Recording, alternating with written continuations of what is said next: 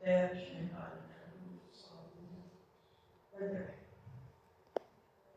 farklı işlerim, hususlu təyinatlı polisi, şəhid Seyf Abdullayev anasıya, onlar ilə bir şey antiterrorun başlanğıcını, onlar şəhadətə qaldı, kan kəndimizə bayraklandılar.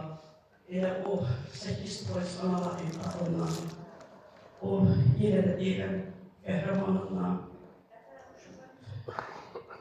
öz bayraqlarına, torpaqlarına, öz şirin canlarına, həyatlarına qurban verən oğullarının anasıyıq biz.